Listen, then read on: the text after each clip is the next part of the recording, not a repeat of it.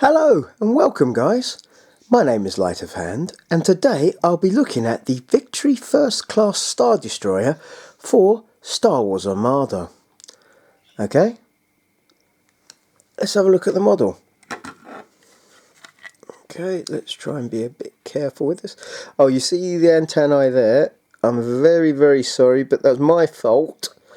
When I took it out, I put my finger on it without realising. Anyway, let's have a look at the model. Look at the little turrets sort of going along here. Now I just want to point out this isn't your normal Star Destroyer. This is a medium-sized ship for the game. I might put a link below with some fluff, or to where to go to for like Star Wars Wikipedia, because people might be interested in like the origin of the ship as well. So it's quite, it's a lot bigger than the Corvette. I mean, a lot bigger.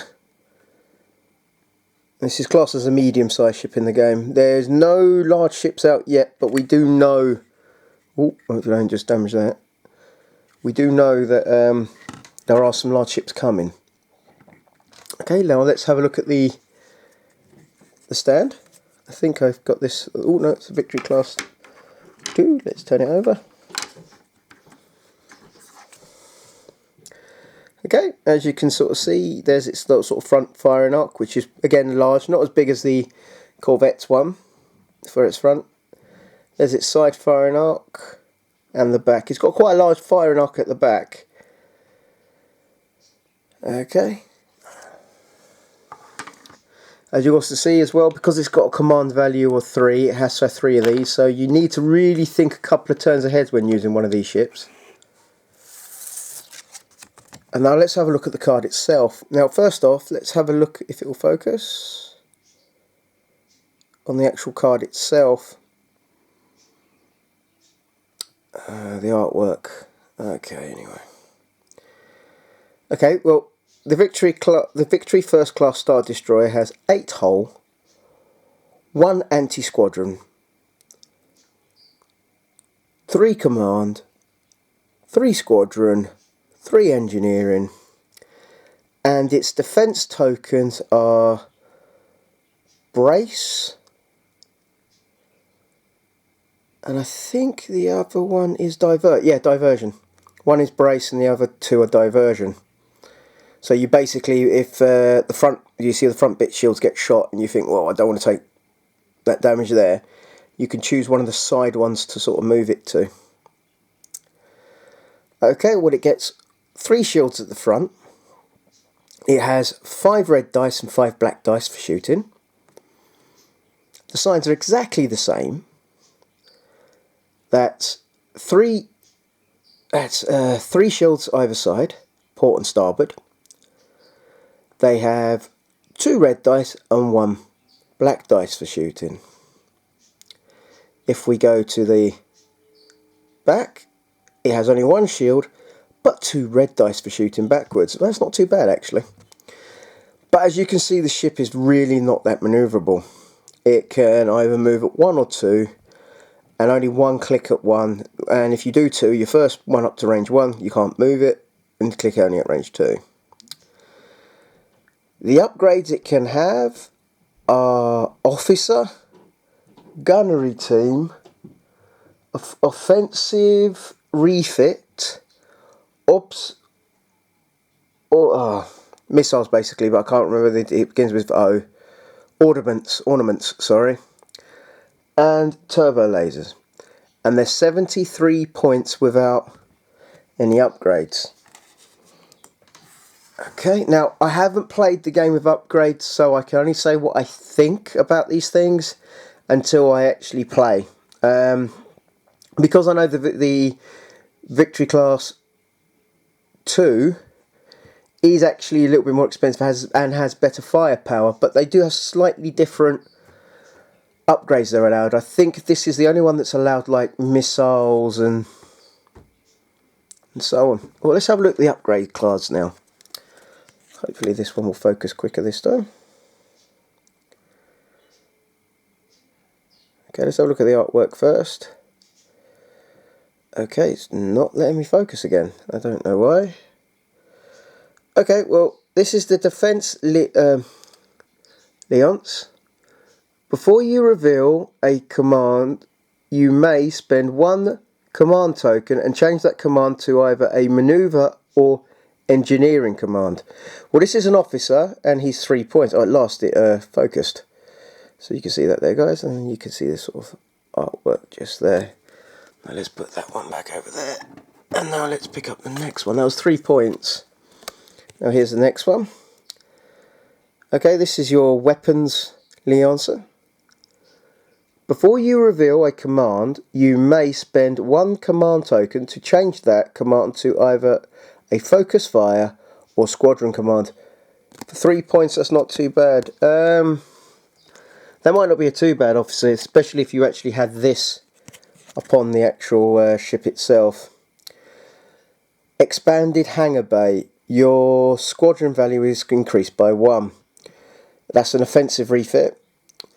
And it's only 5 points, but if for an extra 8 points you could have the weapons Leonce this, and that would mean you'd be able to use up to 4 squadrons to move and attack if you got the command. Okay, here's the next card. Now this is your ornaments. Concussion missiles, black crit. Each hull zone adjacent to the defending hull zone suffers 1 damage. Wow. So basically you'd hit the front. I'm not sure if that's damage in damage cards or just damage with the shields. Again, I haven't played yet with the upgrades. I'm hoping to soon. Okay, this is my favourite card in the game, and so far only the Imperials can use it. Gunnery team. You can attack from the same hull zone more than once per an activation. The hull cannot target the same or squadron more than once during the activation. So you can't say if the Corvette was right in front of you, you can't choose to shoot it twice with that one. But if there was a squadron in there you wanted to hit as well, or another ship, as long as they're within range within that sort of zone. Still my favourite. That is a really good. Only 7 points. I think that's well worth it. Sorry. The H9 turbo lasers. Whilst attacking, you may change 1 dice with an attack or critical to the facing of an accuracy icon. Now, that's not too bad. For 8 points, I'm not too sure, but again, until you start playing, it basically, what accuracy does, you see these things here, like the brace, that diversion and brace. You can cancel them so they can't use it. Enhanced ornaments modification. The battery ornaments for your left and right zones are increased by 1 red dice. That's, again, for 10 points, not too bad. Makes your ship a bit more expensive, but then you would have as many red dice on the sides as you would at the front. Okay, now this one I ask, please be a little patient. I'm not too sure. I'm only going to try and say his first name. I think it's Wilfred. Wilf. When you spend a command token, you may exchange this card to gain 1 command token of the same type. Now for 7 points, officer, Imperial only, that's not bad. That's not bad at all, actually. This is the Decimator, which is a title card, only for the victory class. When attacking close/medium range, you may spend 2 shields from your hull zones to add that number of blue dice to your attack pool. Now, unless I knew I was about to take out someone's ship, I wouldn't risk this one at all, because it could be dangerous to yourself. But then again, sometimes no risks, no gains. Okay, and for the most expensive upgrade card in the game, which is an is a Grand Admiral, Grand Moffel, Turkin. At the start of each ship's phase, you may choose one command. Every friendly ship gains a command token matching that command. See that? I can... When you're only playing with a starter set, I don't see... Or you're only playing one Side Destroyer, I don't see why you would want that one.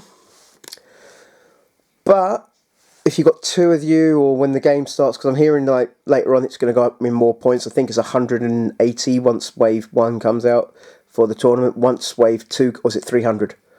I think it's 300, my mistake. But when Wave 2 comes out, it's going up to 400 points for a campaign. Anyway, guys, I'm looking forward to trying this game again at some point. I've only done the starter scenario twice. I may be playing starter scenario again in the next couple of weeks with another friend of mine who's not had a chance to play. He's been very unlucky, really, with every time he's tried to meet up with someone. Anyway, guys, thank you for watching. My name is Light of Hand. If you like this video, please click like. If you feel like you need to leave a comment, please leave a comment. If you like my channel and would like to subscribe, I would really like you to. Anyway, guys, good night.